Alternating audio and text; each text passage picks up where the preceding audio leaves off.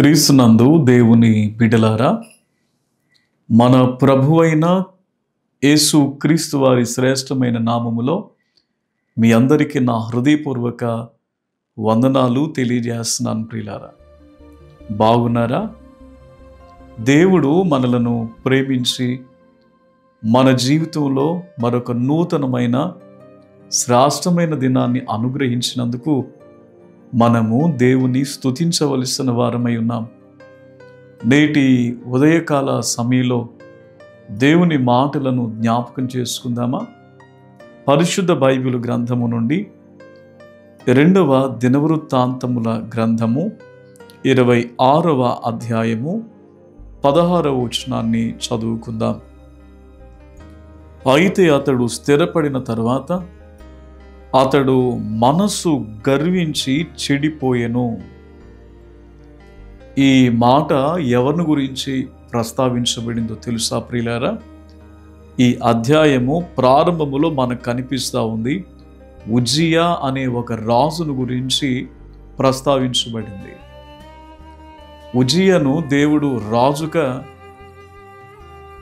పట్టాభిషేకము చేసిన తర్వాత తన జీవితంలో ఒక మంచి అవకాశాన్ని కల్పించారు.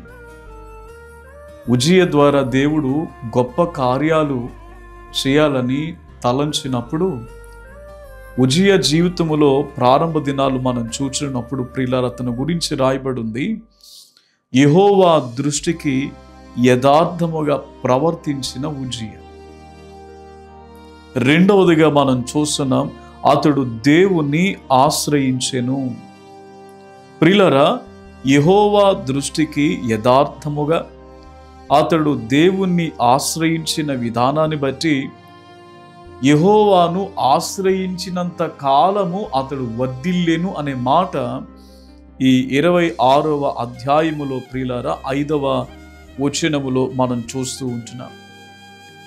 ఎప్పుడైతే దేవుణ్ణి ఆశ్రయించాడో ఉజ్జియా, దేవుని మీద ఆధారపడ్డాడో, యథార్థంగా ప్రవర్తించాడో, దేవుడు అంతకంతకు అతనిని వర్ధిల్లింప చేయడం ప్రారంభించాడు.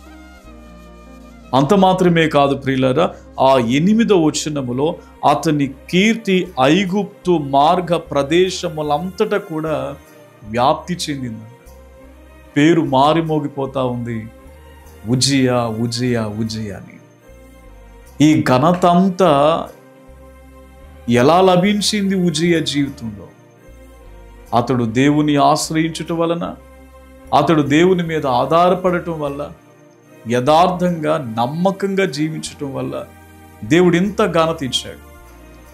ప్రారంభ దినాలు ఎంత చక్కగా ఉన్నాయో చూడండి ప్రియులారా. కానీ ఇంత వ్యాప్తి చెందాక, ఇంత ఆశీర్వదింపబడిన తర్వాత ఉజ్జియా చెయ్యకూడని పని ఒకటి చేశాడండి. ఏంటో ఆ పని తెలుసా ప్రియులారా? చూడండి, ఆ అధ్యాయములో మనకు కనిపిస్తూ ఉంది. ఉజ్జియా యెహోవాకు దోపము వేయుటకై ప్రతిష్ఠింపబడిన అహరోను సంతతి వారైన యాజకులు పనియే గాని నీ పని కాదు. ఉజ్జియా చేసినటువంటి పాపం ఏంటి? యాజకులు తప్ప మరి ఎవరూ చెయ్యకూడని పని ఉజ్జియా చేశాడంట ప్రియులారా. ఉజ్జియా ఆ పని చేయటంలో ఉన్నటువంటి ఆ పరిస్థితిని మనం గమనిస్తే ఆయన ఎంత గర్వించుంటాడు, ఎంత అతిశయించుంటాడు ప్రియులారా. ఇది నేను కూడా చేయగలను, నేను కూడా చేయవచ్చు అనే అతిశయత, తనకున్నటువంటి గర్వం, తనకున్నటువంటి పరిస్థితులు మనం గమనించగలిగితే ప్రియులారా, అక్కడ అంటాడు, అతడు స్థిరపడిన తర్వాత అతడు మనస్సు గర్వించి చెడిపోయెను. ఇది నాన్న ఈ సందేశాన్ని వింటున్న దేవుని బిడ్డలారా, ఆశీర్వదింపబడక ముందు దేవుని ఎరిగిన ప్రారంభ దినాల్లో ఎంతో నమ్మకంగా ప్రార్థన చేశావు, ఎంతో నమ్మకంగా దేవుని సన్నిధికి వచ్చావు, ఎంతో నమ్మకంగా దేవుని మహిమపరిచావు.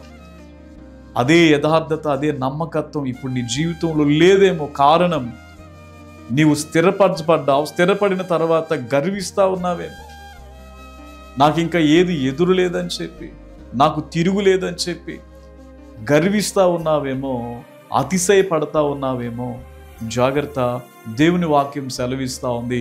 యాకోబు పత్రికలో అంటాడు, ప్రియులారా చూడండి, ఇప్పుడైతే మీరు మీ డంబముల యందు అతిశయపడుచున్నారు, ఇటు అతిశయమంతయు చెడ్డది. మీరు దేన్ని బట్టి అతిశయపడుతున్నారు? నీ బలాన్ని బట్టి, నీ జ్ఞానాన్ని బట్టి, నీ చదువును బట్టి, నీ అందాన్ని బట్టి, నీవు కట్టుకున్నటువంటి గృహాన్ని బట్టి అతిశయపడుతున్నావా? స్థిరపరచబడిన తర్వాత ప్రార్థనను నిర్లక్ష్యం చేస్తున్నావా? దేవుని సన్నిధిని నిర్లక్ష్యం చేస్తా ఉన్నావా? దేవుని బిడలారా, ఈ ఉదయకాల సమయంలో ప్రభు మనతో మాట్లాడుతున్నాడండి.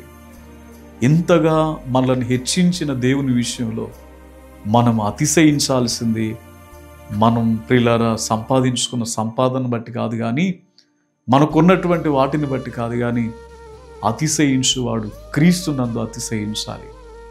ఈ ఉదయకాల సమయంలో నీ అతిశయత దేని మీద ఉందో ఆలోచించు. ఒకవేళ లోక సంబంధమైన వాటి విషయంలో గనక ఉంటే అది చెడ్డది, అది మంచిది కాదు అని చెప్పి వాక్యం సెలవిస్తూ ఉంది. గనక మన జీవితాన్ని ఒకసారి పరిశీలన చేసుకుని మనం ప్రభువును బట్టి ఇవి నేను కలుగున్నానంటే దేవా ఇవి నీ వలన కలిగినవయ్యా అని చెప్పి ప్రభువును బట్టి అతిశయపడదాం. దేవుడి మాటలు దీవించునుగాక. పరిశుద్ధుడైన తండ్రి, జీవము కలిగిన దేవ, ఈ సందేశాన్ని వింటున్న ప్రతి బిడ్డను కూడా మీరు జ్ఞాపకం చేసుకునండి, ఆశీర్వదించండి నాయన. మీ కృప చేత నింపండి తండ్రి. నిజమే నాయన, మా జీవితంలో తండ్రి మీరిచ్చిన వాటిని బట్టి తండ్రి మేము అతిశయపడుతూ ఇంక నాకు ఏం కావాలిలే, ఇంక నాకు దేవునితో పని లేదన్నట్టుగా ప్రవర్తిస్తూ ఉన్నామేమో, ప్రార్థన జీవితంతో పని లేదన్నట్టుగా జీవిస్తూ ఉన్నామేమో. దేవ, మా అతిశయం అంతా కూడా మేము మిమ్మలను బట్టి కలుగుండాలని వాక్యం ద్వారా సెలవిస్తున్నారు. దేవమాతని మేము ఎంత మాత్రం ఉజ్జీయవలే మాత్రం ప్రవర్తించక నీ బిడ్డలుగా మీకు మహిమ తెచ్చినట్లుగా మేము ప్రవర్తించటకు సహాయం చేయమని, మమ్ములను మీరు బలపరిచి నడిపించుమని యేసయ్య నామం పేరిట అడుగుచున్నాం తండ్రి. ఆమెన్.